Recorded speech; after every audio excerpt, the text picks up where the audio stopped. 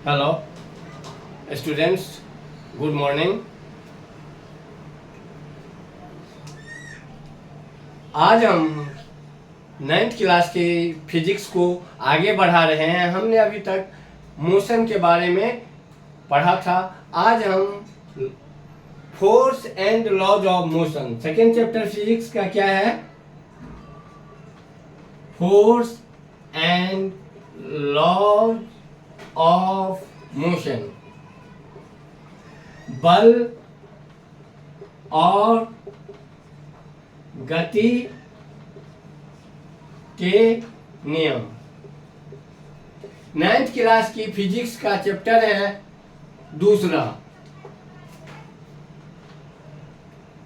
अब हम इससे पहले वाले चैप्टर की तरफ देखते हैं। लास्ट चैप्टर में हमने सरल रेखीय गति के बारे में पढ़ा था और कभी कभी एक समान रहती है, कभी बदलती रहती है।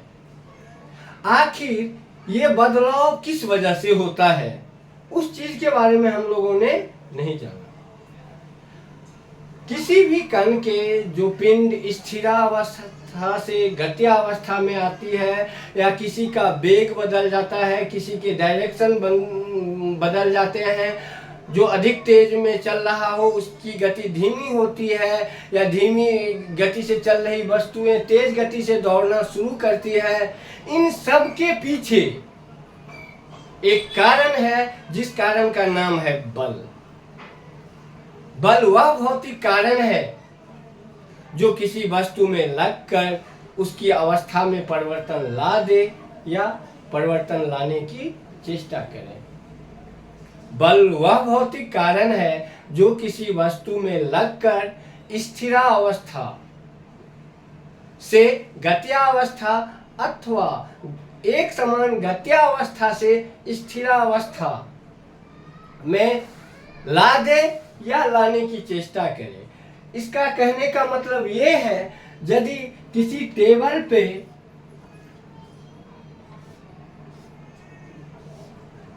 एक ये कोई बुक रखी हुई है, हम इस पे बल लगाते हैं तो ये क्या होता है, यहां से सरकना धीरे धीरे शुरू करता है।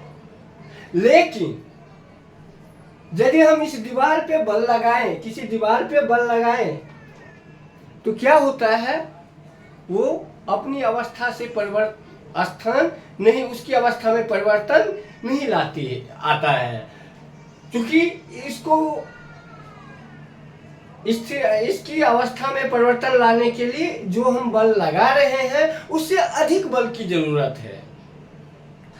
तो इससे पहले ऐसा मान लिया गया था, जो किसी भी कण का, किसी भी पुरानी मान्यता यही थी, जो किसी भी कण का, किसी भी पिंड का स्थिरावस्था सार्वभौमिक अवस्था है।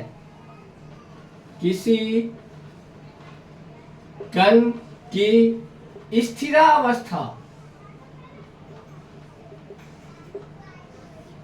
उसकी सार्वभौमिक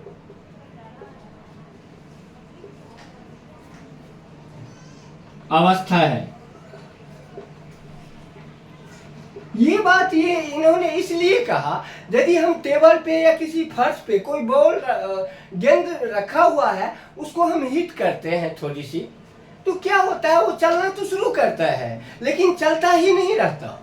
वो कुछ दूरी के बाद आगे रुक जाती है, क्योंकि हर पॉइंट पे उसे घर्षण से सफर करना पड़ता है, और घर्षण बल उसकी वेग को कम करने के लिए लगता है। जिधर उसकी बॉल की मूवमेंट होती है उसकी अपोजिट डायरेक्शन में घर्षण का बल काम करता है, जिसकी वजह से वो बॉल कुछ दूरी की जाने के बाद गेंद अपनी रुक जाती है।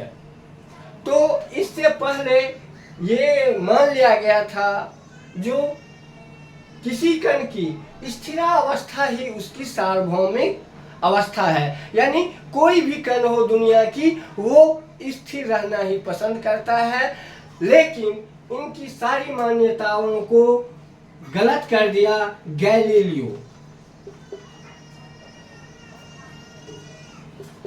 और सर आइजैक न्यूटन। ये दोनों वैज्ञानिक जब आए तो इन्होंने गति से रिलेटेड बहुत सारी बातें कही जो सत्य और प्रामाणिकता के साथ कही गई, और पुरानी बातों की मान्यता खत्म हो गई। जो किसी कण की स्थिरावस्था ही उसकी सार्वभौमिक अवस्था है, नहीं, ये बात गलत हो गई। और इस बातों को चेंज किया law of inertia. Law of inertia को जड़त्व का नियम कहते हैं।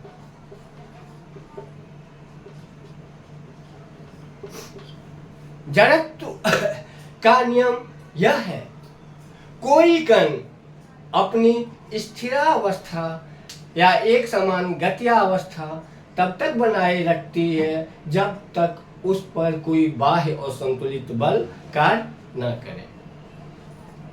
और इस मान्यता का, और इन्होंने बहुत प्रामाणिकता के साथ इस बातों को साबित किया, और हमारी पुरानी मान्यता ये खत्म हो गई। और यहीं से घर्षण का भी कंसेप्ट जनरेट हुआ। जो बॉल को यदि हम चलाते हैं तो रुक क्यों जाती है? तो हम बल की परिभाषा इस प्रकार देते हैं, बल को कैसे लगता है? बल को अप्लाई करने के लिए या तो हम खींचते हैं, या धक्का देते हैं, या लुढ़काते हैं, किसी भी अवस्था से। बल की परिभाषा ये भी एक देता है, खिंचाव या धक्का को बल कहते हैं, बट ये परिभाषा गलत है। ये बल की कंसेप्ट को क्लियर नहीं करता है। बल की कंसेप्ट को, बल को डिफाइन हम यह करें, ऐसे करेंगे, बल वह भौतिक कारण है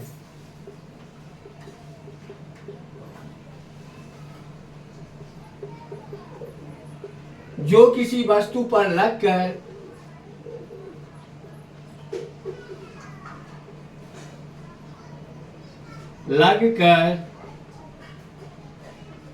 उसकी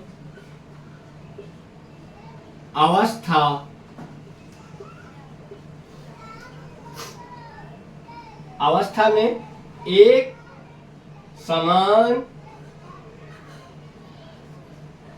गत्यावस्था या